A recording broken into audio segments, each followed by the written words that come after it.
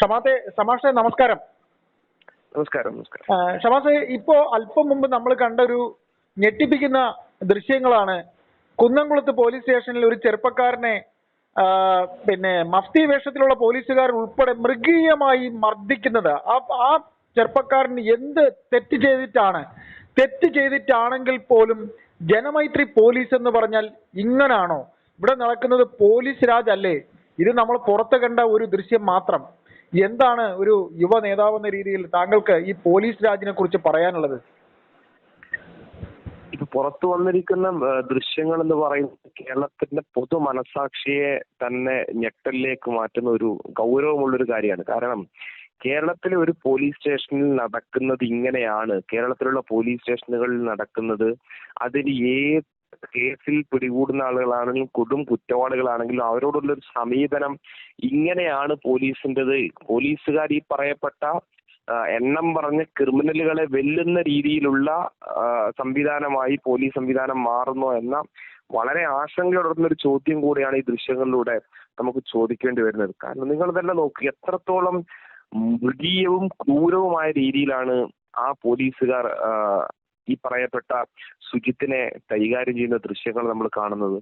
അവിടെ ഏറ്റവും ഗൗരവകരമായ ഒരു വിഷയം എന്ന് പറയുന്നത്, ഒരു പോലീസ് സ്റ്റേഷൻ, ഒരു ജനമൈത്രി പോലീസ് സ്റ്റേഷനിൽ ഇത്രയേറെ ഈ പറഞ്ഞ എല്ലാ തരത്തിലുള്ള CCTV ഉൾപ്പെടെയുള്ള മറ്റ് സംവിധാനങ്ങളൊക്കെ ഉള്ള ഒരു പോലീസ് സ്റ്റേഷനിൽ തീർത്തും അകാരണമായി ഒരു വിഷയത്തിൽ ഇടപെട്ട് സംസാരിച്ച് മധ്യസ്ഥത വഹിച്ചുകൊണ്ടിരിക്കുന്ന സുജിത്തിനെ അകാരണമായി പോലീസ് കസ്റ്റഡിയിലെടുത്ത് കൊണ്ടുവരുന്നു.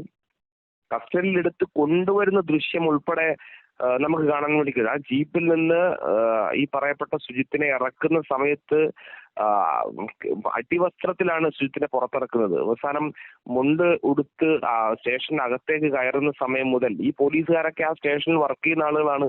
അവർക്കറിയാം അവിടെ കൃത്യമായി CCTV ഉണ്ട്, അതിന്റെ എല്ലാ ദൃശ്യങ്ങളും പതിയുമെന്ന് നല്ല ബോധ്യം ഉണ്ടായിട്ടും ഇത്രയും ക്രൂരമായ രീതിയിലുള്ള അക്രമം ഈ പോലീസുകാരുടെ ഭാഗത്തുനിന്ന് ഉണ്ടാകണമെങ്കിൽ പൊതുജനങ്ങളോ അല്ലെങ്കിൽ മേലധികാരികളോ ഒരുപക്ഷെ ഇത് കാണുമെന്ന ബോധ്യം ഉണ്ടായിട്ടും ഇത്രയും ക്രൂരമായ രീതിയിൽ ഒരു ചെറുപ്പക്കാരനെ ഒരു പോലീസ് സ്റ്റേഷനകത്തിട്ട് മർദ്ദിക്കണമെങ്കിൽ ഇതിന്റെ പിന്നിൽ വലിയ ചില സംശയങ്ങൾ കൂടെ നമുക്ക് കാണേണ്ടി വരും. കാരണം ഉന്നതരായ ഉദ്യോഗസ്ഥർ ഉൾപ്പെടെയുള്ള ആളുകൾ ഇത്തരം കാര്യങ്ങൾക്ക് ഒത്താശ ചെയ്യുന്നു എന്നും, ഇനി ഇതല്ല ഇത്രയും ക്രൂരമായ എന്ത് അക്രമം പോലീസ് സ്റ്റേഷനിൽ കാട്ടിക്കൂട്ടിയാലും പോലീസുകാർക്കെതിരെ ഒരു തരത്തിലുള്ള നടപടിയും ഉണ്ടാകാൻ വേണ്ടി പോകുന്നില്ല, അവർക്ക് ആവശ്യമായ എല്ലാ സംരക്ഷണവും കിട്ടുമെന്ന ധൈര്യമാണ് ഈ അക്രമത്തിന് ഈ പോലീസുകാരെ പ്രേരിപ്പിച്ചിട്ടുള്ളത്. അത് തന്നെയാണ് ഈ സുജിത്തിന്റെ കേസിലുള്ള തുടർ നടപടികളിലും തുടർ പരാതികളിലും ഉൾപ്പെടെ നമ്മൾ കണ്ടത്. പോലീസുകാർക്ക് കേവലം അതും നിരന്തരമായ പ്രക്ഷോഭങ്ങൾക്കും വിഷയങ്ങൾക്കും അപ്പുറത്തേക്ക്, ഒരു സ്ഥലം മാറ്റത്തിനപ്പുറത്തേക്ക്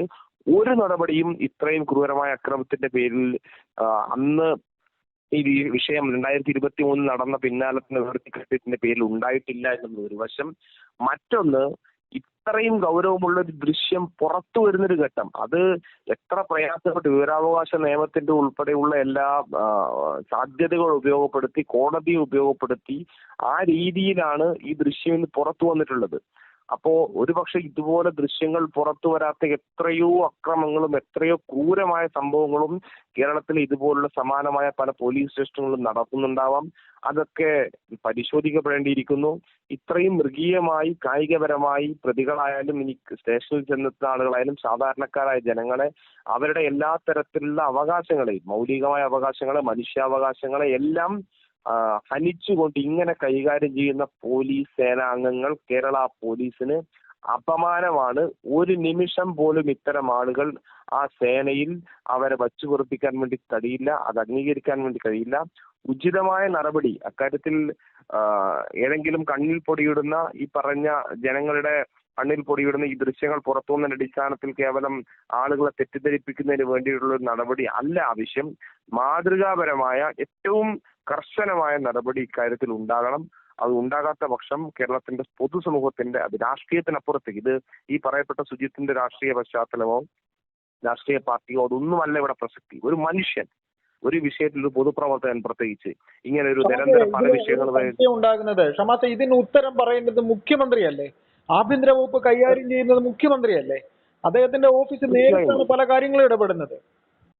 തീർച്ചയായും അത് തന്നെയാണ് ആഭ്യന്തര വകുപ്പിന്റെ സംരക്ഷണമാണല്ലോ ഈ പറഞ്ഞ പോലീസുകാർക്കൊക്കെ ലഭിക്കുന്നത്. കേരളത്തിൽ പിണറായി വിജയൻ എന്ന് പറയുന്ന ഒരു മുഖ്യമന്ത്രി, അദ്ദേഹം ആഭ്യന്തര വകുപ്പ് കൂടെ കൈകാര്യം ചെയ്ത് ഈ പി ശശിയെ പോലുള്ള ചില കിങ്കരന്മാർ ഈ പറഞ്ഞ വകുപ്പ് ഭരിച്ച് മുന്നോട്ട് പോകുമ്പോൾ ഈ പറഞ്ഞ എല്ലാ തോന്നിയവാസവും പോലീസ് സംവിധാനത്തിൽ നടക്കുകയാണ്. അവർ ഈ പറഞ്ഞ എല്ലാ തരത്തിലുള്ള കൊള്ളരുതായ്മക്കും കൂട്ടുപിടിക്കുന്ന ഒരു സംവിധാനമായി കേരളത്തിൽ ആഭ്യന്തര വകുപ്പ് മാറി.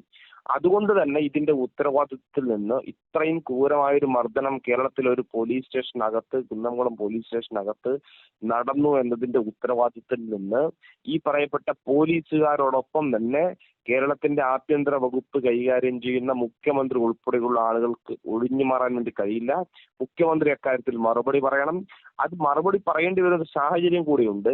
ഇവർക്കെതിരെ ഏതെങ്കിലും തരത്തിലുള്ള നടപടി അക്കാര്യത്തിൽ അന്ന് സ്വീകരിച്ചിരുന്നുവെങ്കിൽ മുഖ്യമന്ത്രിയെ നമുക്ക് ഇക്കാര്യത്തിൽ കുറ്റപ്പെടുത്താൻ കഴിയില്ലായിരുന്നു. പക്ഷേ ഇവർ ഈ പറഞ്ഞ എല്ലാ തോന്നിയവാസത്തെയും സംരക്ഷിച്ചു നിർത്തിയ കേരളത്തിന്റെ മുഖ്യമന്ത്രി സഖാവ് പിണറായി വിജയൻ ഉൾപ്പെടെ ഈ കാര്യത്തിൽ മറുപടി പറയേണ്ടി വരും. അത് കേരളത്തിന്റെ പൊതുസമൂഹത്തോടാണ്. ഞാൻ നേരത്തെ പറഞ്ഞ പോലെ ഏതെങ്കിലും തരത്തിൽ രാഷ്ട്രീയമോ രാഷ്ട്രീയത്തിനപ്പുറത്തേക്കോ ഉള്ള കാര്യങ്ങളാണ്. അത് ഒരു പൊതുസമൂഹത്തോട് മറുപടി പറയേണ്ടി വരുന്ന, സാധാരണക്കാരനായ ജനങ്ങളോട് മറുപടി പറയേണ്ടി വരുന്ന, ഞെട്ടിക്കുന്ന അങ്ങേയറ്റം പ്രതിഷേധാർഹമായ ഗൗരവമുള്ള വിഷയങ്ങൾ തന്നെയാണ് ഈ ദൃശ്യങ്ങളിലൂടെ. കേൾവി ശക്തിയൊക്കെ നഷ്ടപ്പെട്ടു എന്നാ പറയുന്നത്. ആ ചെറുപ്പക്കാരന്റെ ചെവിയിലൊക്കെ അടിക്കുന്ന രംഗമൊക്കെ കാണും, വളരെ മൃഗീയമാണ്. അല്ല, നിങ്ങൾ നോക്കൂ, അവിടെ മറ്റു പ്രധാനപ്പെട്ട ഈ CCTV ഉള്ള ഭാഗത്തുള്ള ദൃശ്യങ്ങളാണ് പുറത്തു വന്നത്.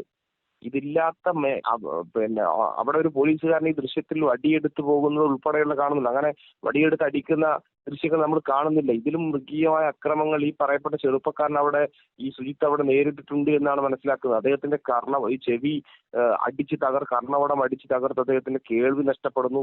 അങ്ങനെ ആ രീതിയിലേക്ക് മനുഷ്യന്റെ എല്ലാ തരത്തിലും ഒരു ഒന്നില്ല എന്ന് മാത്രമേ എന്നുള്ള രീതിയിലേക്ക് ഇവർ കൈകാര്യം ചെയ്യുന്നുണ്ട് എങ്കിൽ ഇത്തരം പോലീസ് സ്റ്റേഷനുകളിൽ എന്ത് ജനമൈത്രി എന്ത് ജനസൗഹൃദം എന്ന് പറഞ്ഞാലും ഇപ്പോഴും കേരളത്തിലെ പോലീസ് സ്റ്റേഷനുകളിൽ ഇത്തരം ഇടിമുറികൾ പ്രവർത്തിക്കുന്നു എന്നതിന്റെ തെളിവായി കൂടെ ഈ ദൃശ്യങ്ങൾ മാറുകയാണ്.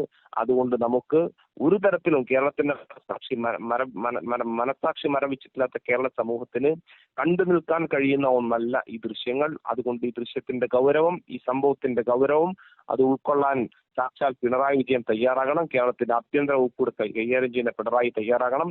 അല്ലെങ്കിൽ വലിയ പ്രക്ഷോഭങ്ങൾക്ക്, കടുത്ത പ്രതിഷേധങ്ങളിലേക്ക് കടന്നു പോകുന്ന സാഹചര്യം ഉണ്ടാകും. അതിന് ജനങ്ങളൊന്നാകെ, രാഷ്ട്രീയത്തിനപ്പുറത്തേക്ക് കോൺഗ്രസ് എന്നോ മറ്റ് രാഷ്ട്രീയ പ്രസ്ഥാനങ്ങളോ ഒന്നും ചിന്തിക്കാതെ ജനങ്ങൾ ഒന്നാകെ രംഗത്തിറങ്ങുന്ന സാഹചര്യം ഉണ്ടാകും. നന്ദി, താങ്ക് യു.